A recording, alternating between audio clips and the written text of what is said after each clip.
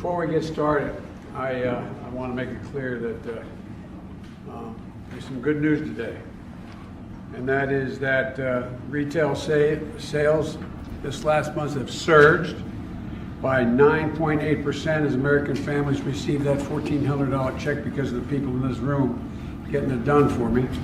And auto sales are up 15%. Things are moving. These checks are providing a heck of a lot of needed relief for families and in turn needed support for our economic recovery. And today's news comes on top of the recent news that we created 900,000 jobs in the month of March.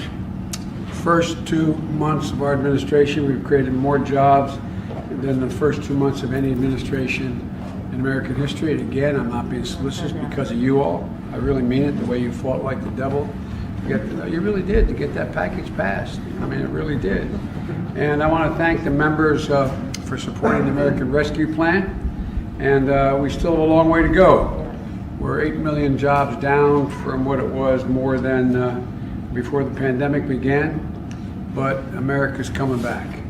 And with regard to, I want to express my gratitude to the group we have here today from the House, representing this caucus, which represents vital communities and very diverse communities within the Asian American, Hawaiian, and Native Hawaiian and Pacific Islanders community.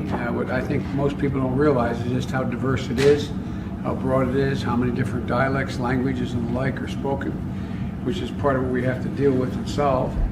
And we need to stand with the AAPI community and the whole of government response with what we have to get done. When I came into office, the first bill I signed related to racial equity throughout the government. That's still the plan. That's my objective.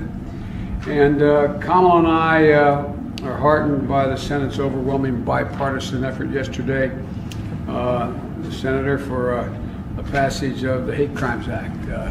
That's a big deal. I mean, it was really close, only, 98 votes?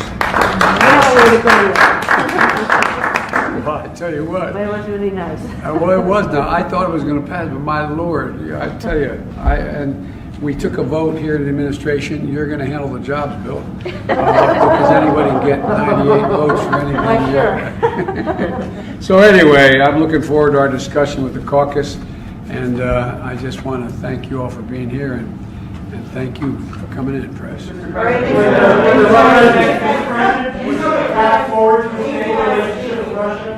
Folks, I'm going to be speaking to Russia and my conversation with President Putin shortly after this meeting is over. You'll be notified of that, and I'll be happy to talk to you then, okay? Thank you, thank you, thank you, thank